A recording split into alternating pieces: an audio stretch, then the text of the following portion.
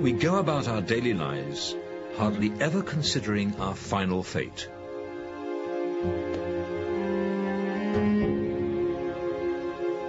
Yet at every moment, we are surrounded by death. Around 60 people will die in the United Kingdom before the end of this program.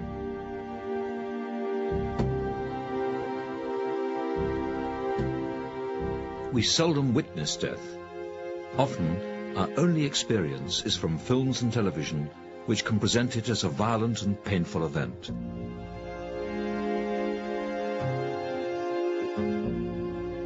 We are reluctant to face up to our own mortality, to confront the truth that in the midst of life, we are in death.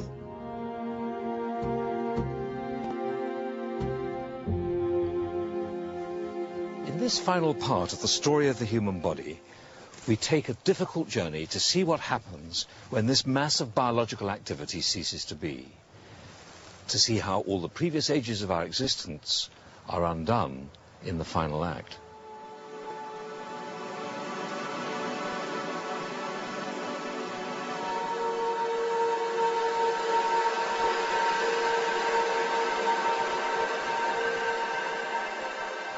The processes of death in the human body are remarkable. This is what it would look like if you could see the human body cool down over 24 hours. Death comes not as a single quick event, but a slow winding down. It is difficult to say when every cell in the body ceases to have life. Long before we stop breathing, our brain may die, our personality lost forever. But the biology of death can seem cold and distant from the human story.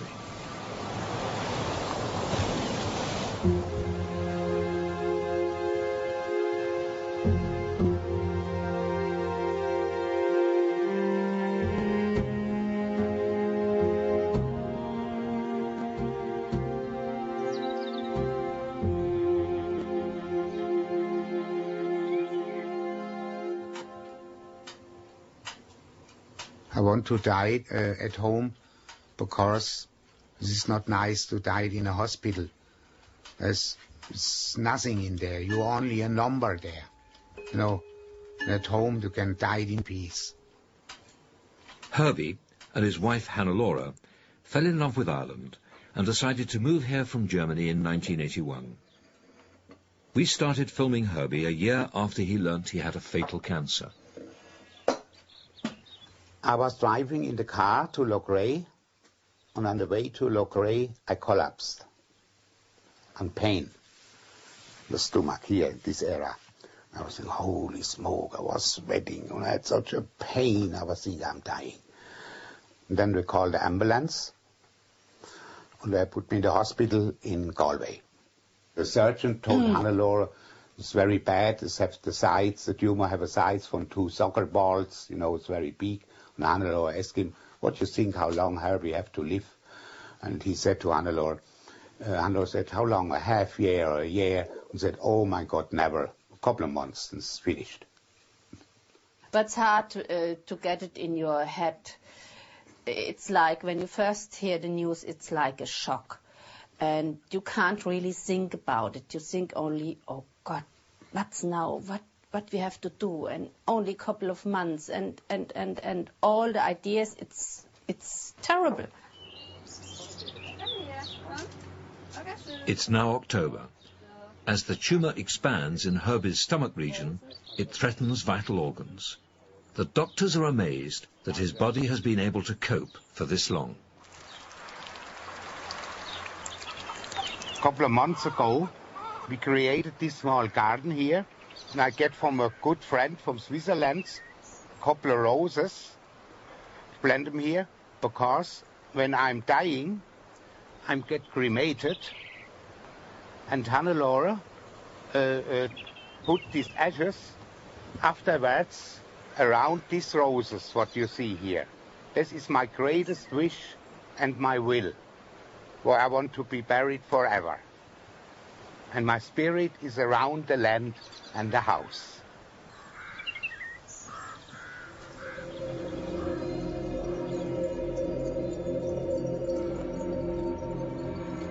the modern way to die is often hidden from view in the sanitized world of the hospital. But we have not always been so uneasy about confronting death.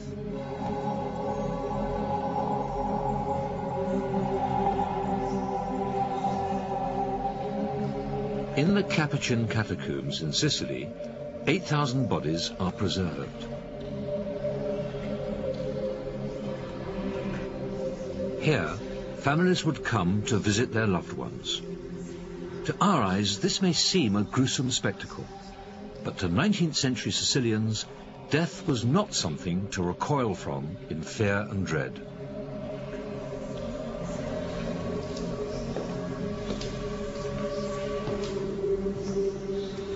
Walking along these narrow corridors, I must confess to feeling both fascinated and repulsed by this spectacle of death. For today, it's death, not sex, which is the last taboo. But an understanding of what happens to us when we die can do much to ease our fears and dispel our anxieties. The human body has many attributes which are unique.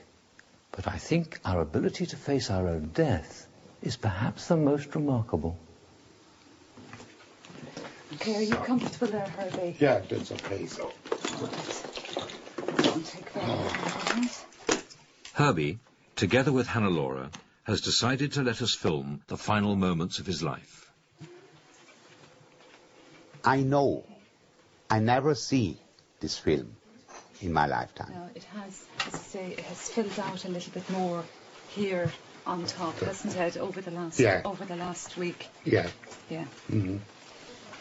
And I like that everybody see that a human being can manage an illness like my illness. And everybody can see in this film there is a way to make the best from your end of your life. Okay, that seems fine. Your bowel sounds perfectly normal. Okay. And how is your energy at the moment? Oh yeah, I can walk around. So the energy is good, but I can't lift nothing anymore. I'm not so strong anymore. Herbie receives regular visits from his local hospice workers. They look after his pain control and help Herbie and Hannah Laura cope with the prospect of his dying.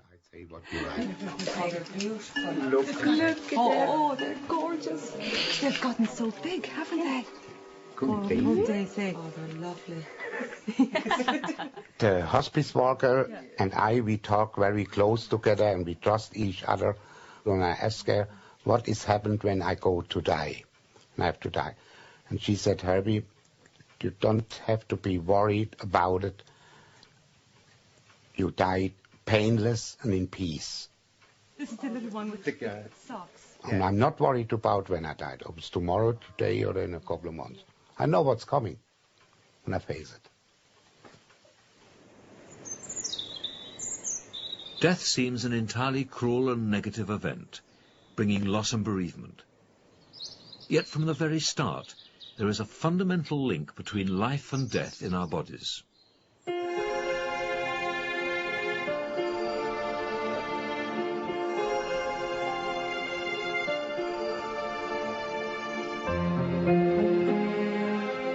Our bodies are built from organized colonies of cells.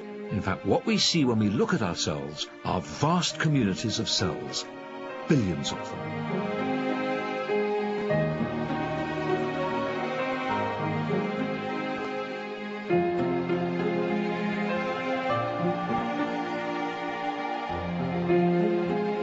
Each one plays a particular role: a heart cell, a muscle cell, a brain cell. In an incredible act of harmony and organization, they work together, performing the functions of the organ they belong to.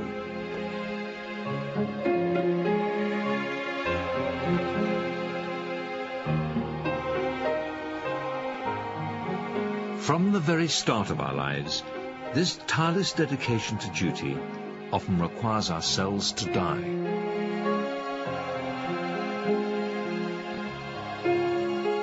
Some cells in the fetus actually receive signals to self-destruct.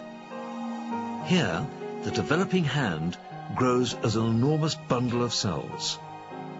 Then cells are systematically destroyed, sculpting the fingers and the gaps between, in much the same way a sculptor chips away a block of stone. From the very beginning of the human body's journey, death becomes an essential part of life. Under the microscope, we can see how cells are destroyed. This process continues throughout our lives as cells become damaged or just worn out.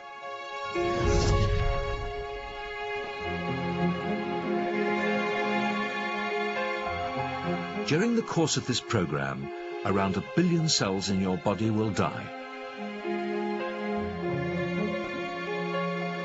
This programmed cell death keeps us healthy and alive.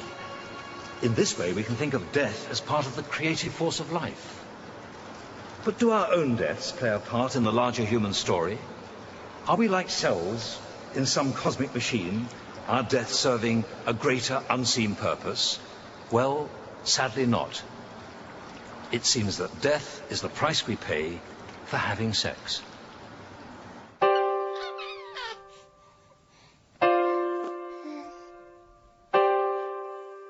When we have sex, we can create new life. But we do not just produce copies of ourselves. Each one of these babies is unique, the result of the particular mix of their parents' genes.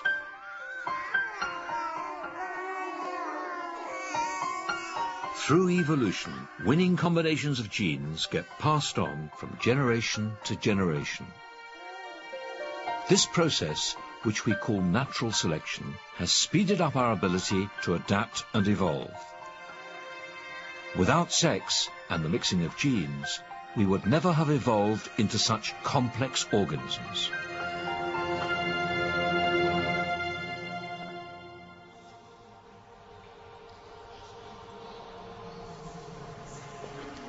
But as individuals, we do pay a price for such success. Once you've had sex and passed on your genes, your job is done. You hand over the genetic baton and the relay race carries on without you. Your own fate is unimportant, and death waits to catch you up. So, it seems that we are just vehicles for our genetic material. We die, only our genes are immortal.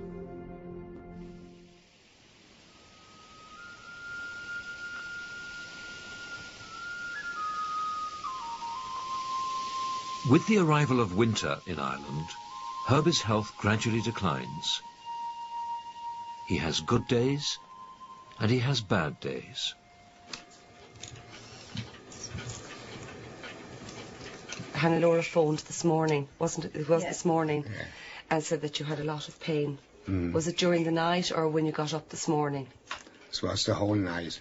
When he woke me in the morning before 5 o'clock and I looked at him, I said to myself, now that's the time, he's dying or something. He was so low, so different. So sick, yeah. Everything was falling. His face, it was so strange to me, and he was nearly crying and said, "Get me help, get me help." Yes, your face, you were in agony. Yeah. And this is only the pain. I don't like the pain. Oh no. I was so frightened. It's unbelievable. I was thinking it's the end. It's the end of his life. But he was lucky enough. He's a very strong person, and he fights. Oh. I hope I see enough the springtime. How did you will, haven't you? Keep doing what you're doing now and... But I had a couple of bad times. Had you? Very bad. Oh, Johnny. Very, very bad. I had a time, two weeks ago, I had a time, I was thinking I'm dying. Honest. Aber since I have this Rennschreiber here. Yeah. Because of the pain. Oh, the syringe here. This goes automatically. Oh, yeah. 24 hours. When I'm in trouble with pain, I get more pain, I can give me an extra push, booster. Now I get extra. When I have the pain, this is very, very bad. I'm in a bad mood and bad feeling, you know.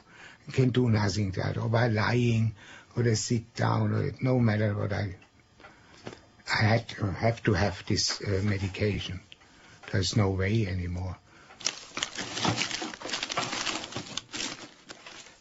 Modern advances in pain relief mean that we can now control many aspects of dying, and our modern medicine has also changed many of the causes of death.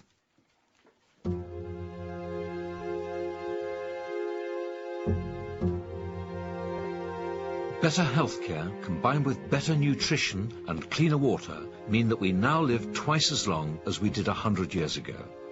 We are more likely to die from the diseases of old age, such as cancer, stroke, and the #1 killer, heart disease. Today, heart disease kills 1/4 of the population in the Western world. The most violent form is the heart attack.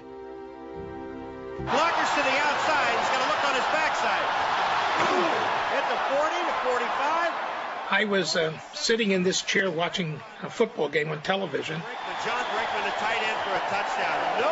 I got my first surge of pain from my heart to the right side of my chest. 47-yard line. Great run by Wilford. The pain started to travel in my back, to my back area, and I figured at that time that it was a heart attack. The human heart pumps 7,500 litres of blood a day.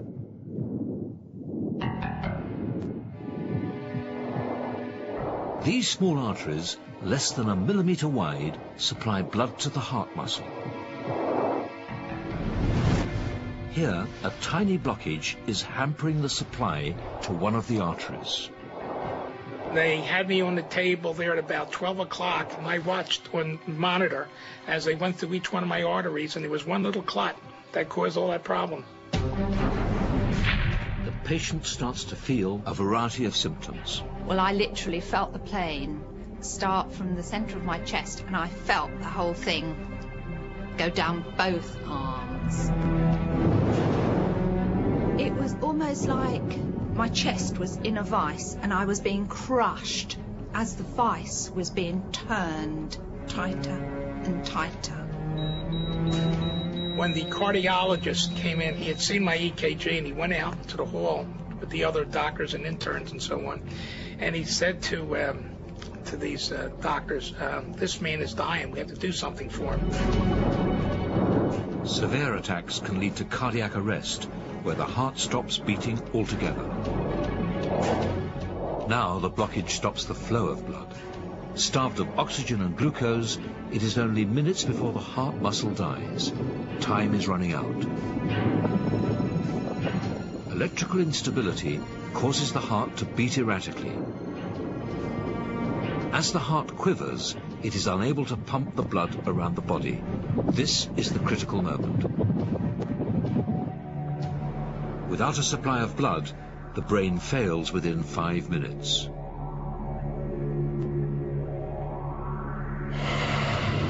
Then breathing and respiration stops. Death is moments away.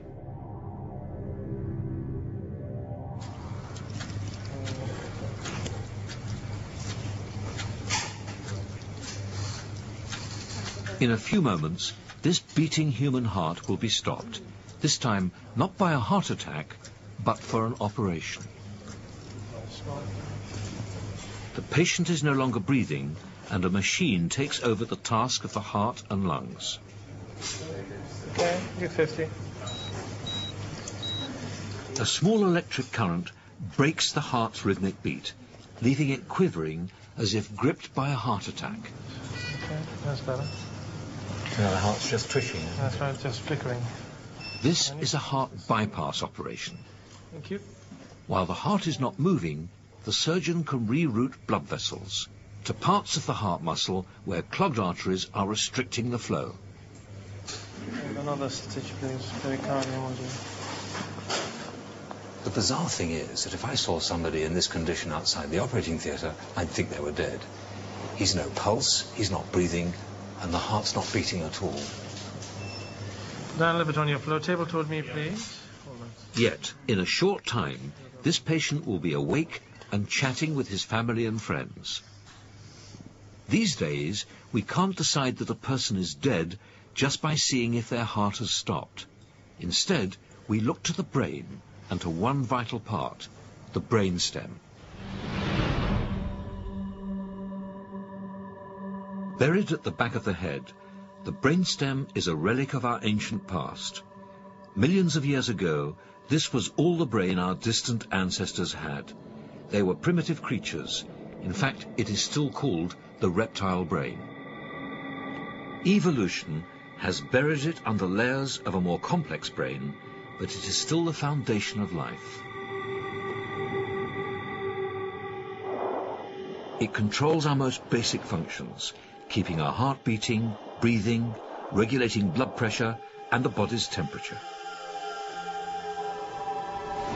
That's why, when the brainstem dies, doctors can be certain that a patient is clinically dead.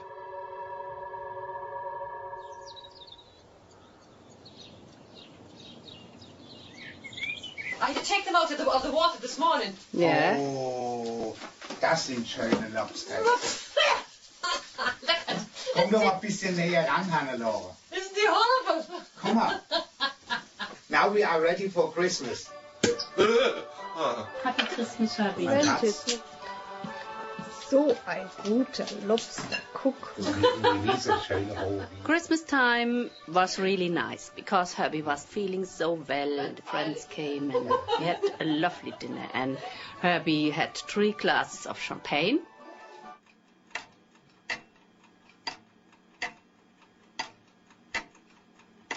But when the new year starts, he got weak and he got depressed. And you saw it every day he goes slowly down.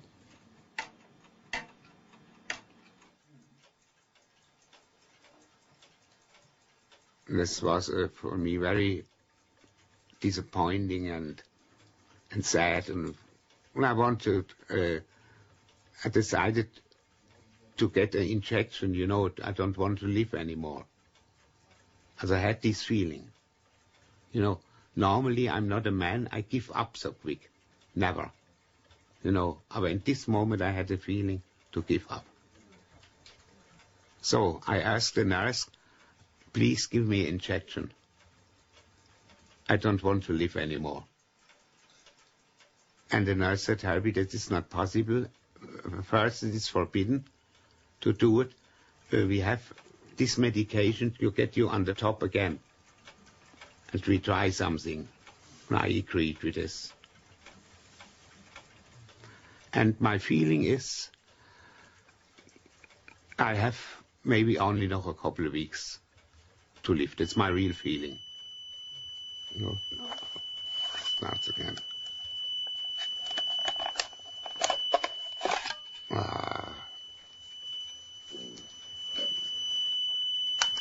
First then, Oopsie daisy. So now. Up. So. Moment. So. Okay. Moment. It's first I have to stand up now. For a moment, for a while, to walk around to get everything settled now. You know, before I can move around a little bit now. When someone dies, we miss all the things which make them human. Their personality, their unique identity, their emotion and warmth. What is that sense of being, that consciousness which goes? And is there a place in our brain where it can be found? In this experiment, we will be able to see the brain at work. 128 sensors pick up tiny electrical signals emitted as my brain cells fire. This is the pattern produced when I am relaxed. All this activity is simply the result of doing nothing. As soon as I open my eyes, the brain leaps into action.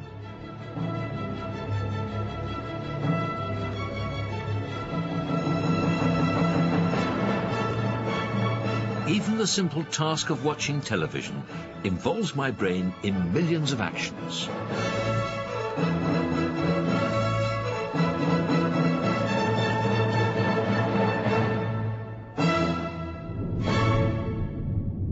A single second, stretched into 1,000 steps, shows swirls of activity sweeping all over my head.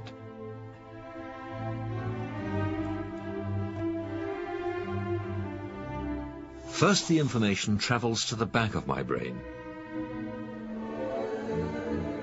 From there, the activity moves through the short-term memory areas and then to the front of the brain, the part actually involved in thinking. The question is, can we find a single part of the brain that gives me my sense of myself, that makes me Robert Winston? Well, it seems that the brain is just a bit more complicated than that. In fact, it appears to work something like an orchestra. There are areas that do different things. The string section, the conductor, the brass players. But the output, the music if you like, isn't just about the areas that work, but about the order that they work in. Just as an orchestra can produce an infinite variety of music depending on which instruments play and when, so too the brain can produce limitless results depending on the sequence in which the clusters of brain cells connect.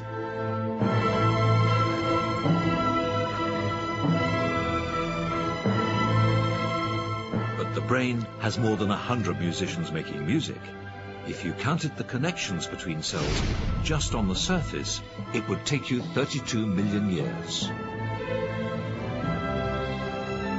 This sheer complexity leads scientists to believe it is our brain taken as a whole that creates our conscious self, the self we lose when we die.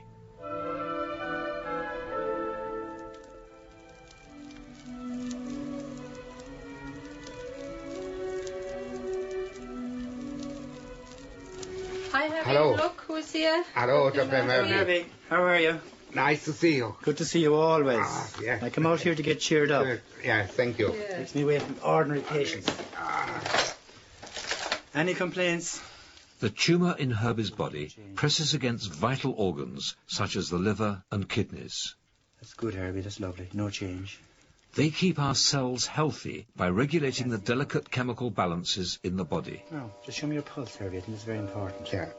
If these organs fail, the balance is lost, and the body can no longer sustain life. You have somebody coming to see you. Have you a visitor? Is your brother coming? My brother's coming here tonight. Tonight? Yeah. So that'll be fun. Maybe the last time I see him. Oh, I don't think so. No, I hope not. Yeah. But it goes. I feel it myself. It goes to the end now. You know, you think that? I feel it. Yeah. And how do you? That doesn't worry you on Julie? No, it doesn't worry me. No, yeah. I know it. I think you're extraordinary. You know you're extraordinary. Sunday's his birthday. Is your Sunday's birthday? my birthday on Sunday. Oh, I didn't know that. So what age are you then? 63. 63. Yeah. Not a bad age.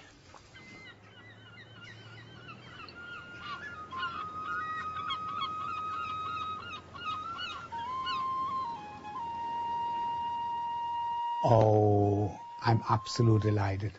Because I can see now the springtime. The season is changed now. The weather getting a little better. The sun coming out. I'm anywhere. I'm a man. I like the nature, you know, and the flowers, and the trees when they start to blooming now.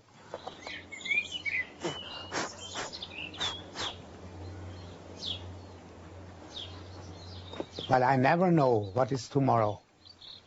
Then the tumor in my belly is a time bomb. You know, a real time bomb.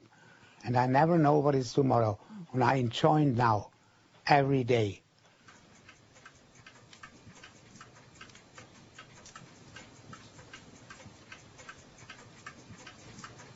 We can never know what it's like to die.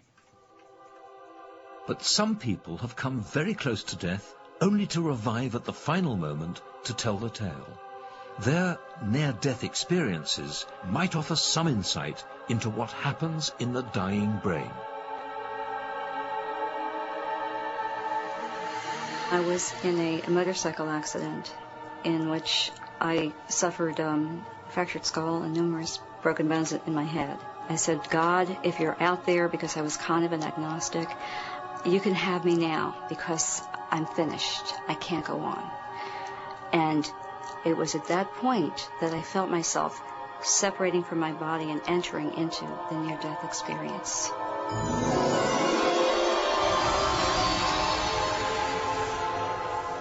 I became aware that I was in a tunnel. There's no other way of describing it. You couldn't see it, you could sense it. And then down in the distance I could see this little speck of light, which gradually got bigger and bigger, as it would if you were in a tunnel. There's light at the end of it. We traveled at some great speed and distance through the tunnel, and everything that ever was, is, and will be were contained in this radiance. Nearly all who have come close to death give the same accounts of out-of-body sensations and tunnels of light. Similar experiences are also reported by fighter pilots when, subjected to massive acceleration, they lose consciousness. Videotapes are on. Platform and gondola have been secured. Roger. Flight deck is manned and ready.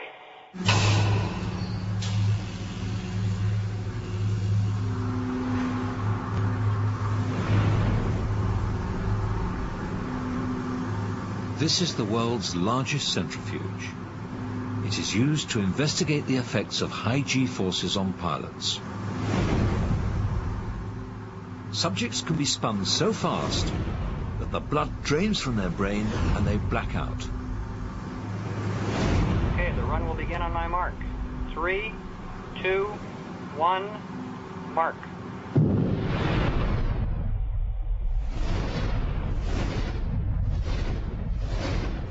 We feel like our investigation of loss of consciousness is about as close as you can get to investigating that next state, which is death.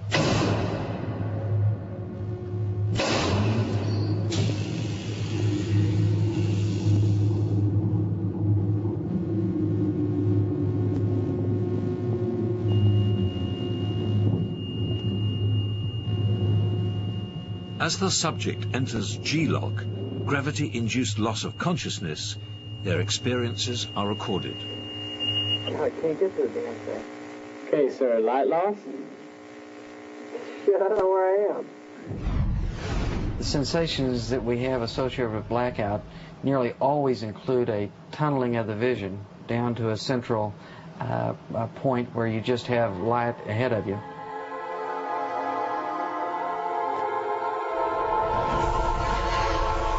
So why do extreme G-forces and near-death experiences produce the effect of seeing tunnels of light? While the brain is starved of oxygen, neurons which deal with vision fire at random. This creates the sensation of bright light. As there are more neurons devoted to the center of our visual field and less at the edges, the light appears to be brightest in the center, creating a tunnel effect. Had I had the choice, I would never have wanted to leave. This was just so perfect, so wonderful. Can't describe it. It was just total love, happiness, bliss, knowledge. 3, 2, 1, pressure. All right, just ride relax, get 100% on it. I've had about 35 loss of conscious episodes. There it is. Nearly all of those have been such that they're very, very pleasant and almost give you a sense of euphoria. The sensations of euphoria may be because the brain releases opiate-like substances to relieve the acute distress and pain.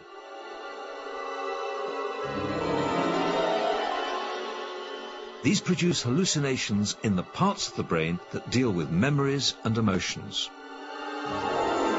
This research has certainly allowed me to have a much greater understanding and reduction in the amount of fear associated with losing consciousness, and then dying.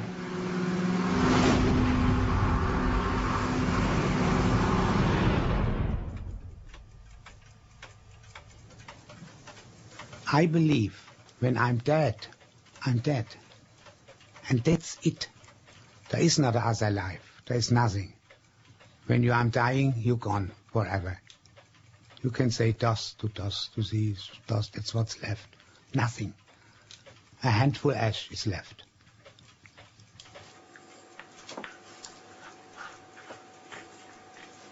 Monday. It was just a normal day. We had breakfast together and just like every day. When we went to sleep, it was everything normal. On a Tuesday morning, Herbie called me around 5 o'clock, and then he said to me, he was very heavy breathing and he was feeling very uncomfortable. And then he said to me, Hannelore, I think I die today.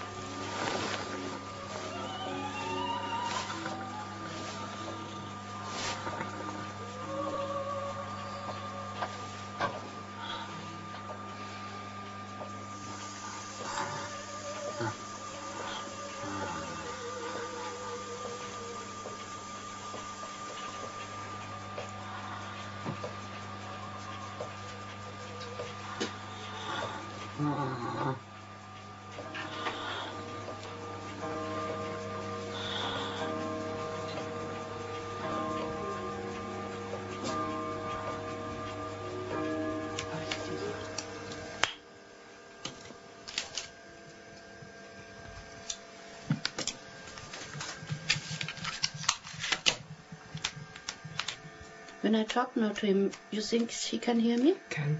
Yeah? The hearing is the last thing to go. Yeah. Even when they cannot speak. Yeah. That's why it is so important never to say anything that you wouldn't say if they were in their full senses, because they can. People who have recovered from being at death's door have told how they heard every single thing that was said. Yeah. It's most important never to, you know.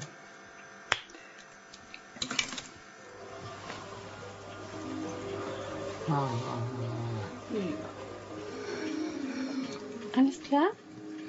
Massa? Ja. Alles klar? Ja? Ja. Genau. So machen wir es. Ja, da freust du dich. Ja.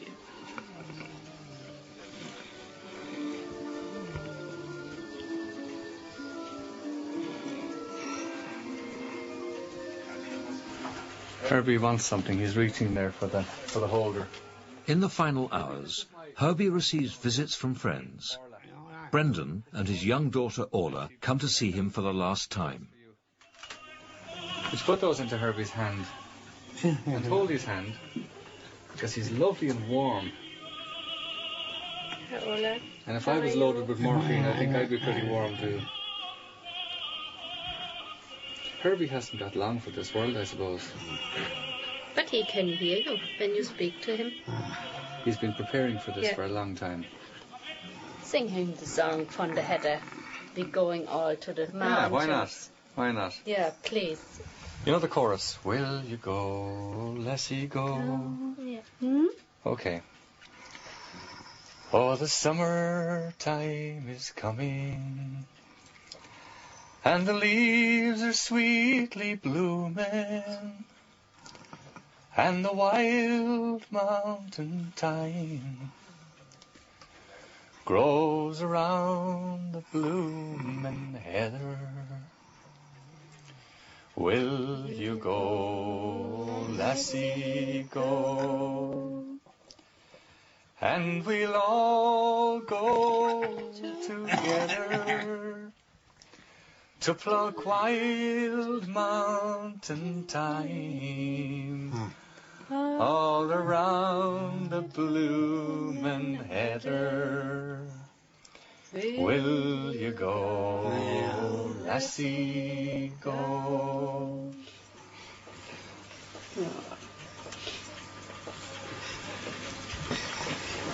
Last time I walked in here, I did the same. I'm not going to be deprived now. Herbie, take care.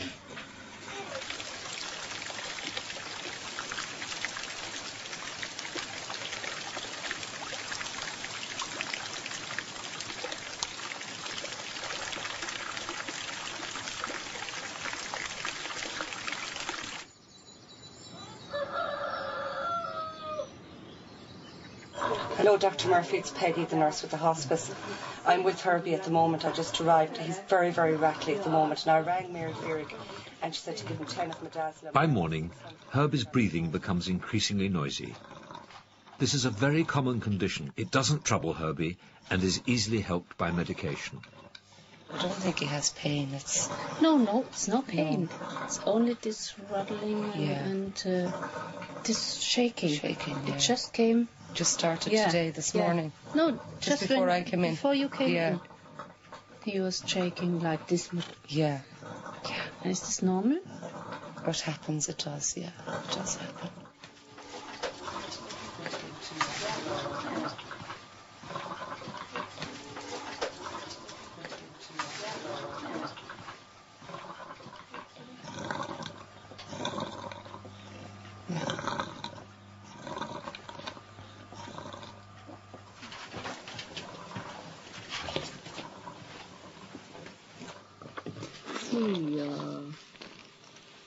Gleich ist es vorbei. Ja. Oh, gleich ist es vorbei. Habi? Ich bin bei dir. Gell?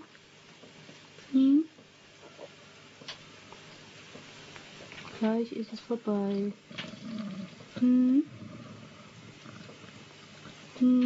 Gleich ist es vorbei. Ja. Mageli. Sei tapfer. Ja.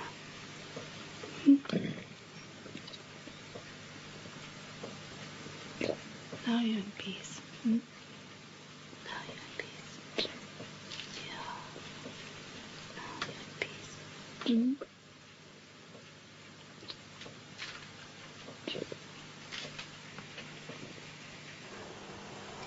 Mary, Herbie's just died. Yeah. Okay? Yeah.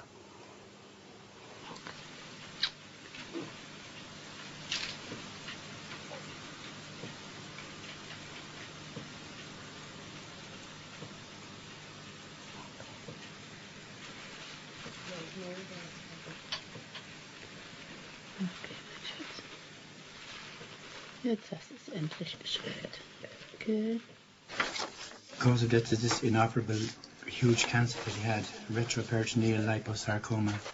His heart gave away, then his lungs failed, and his liver failed, and his kidneys failed.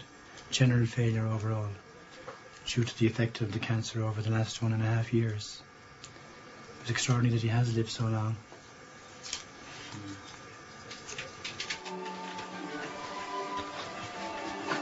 So, komm, Angelika. Wir machen unseren Habisch. Afterwards, when they laid him down, and he was so peaceful looking. He was really nice looking, and I couldn't cry. It was just a nice. For me, it was a relief. Herbie is now in peace, and everything is over. For him. Not for me, but for him. I was happy for him.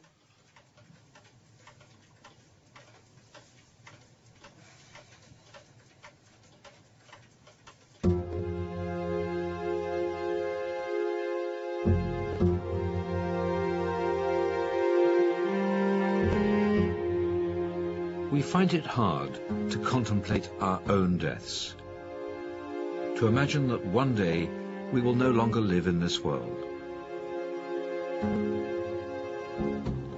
But there is a way in which our bodies continue after we die. the cells in our bodies are made up of atoms which have existed since the start of the universe. They're constantly being exchanged and recycled. So what today are our bodies were once parts of plants, animals, trees, indeed other humans. And in the future, well, this journey that each of us takes from birth to death is just one tiny step in a much bigger journey, part of an endless repeating cycle from life to death. Oh, the summertime is coming, and the leaves are sweetly blooming, and the wild mountain thyme grows around the blooming heather. Will you go, lassie, go? And we'll all go together to pluck wild mountain thyme all around the blooming heather. Will you go, lassie, go? Dear friends, it was Herbie's wish to read his epilogue before we spread the ashes around the roses. In 1981, my wife Hannelore and I decided to go to live in peace and harmony in Ireland. I can look back on many fulfilling years together with her. And I thank her deeply for sharing her life with me. My wish is that all my friends and neighbors live together in peace, without jealousy and animosity. May you all hold me in good memory. Oh, lassie, go. Sing it like Herbie would have. And we'll all go together to pluck wild mountain thyme all around the blooming heather. Will you go, lassie, go? Will you go, lassie?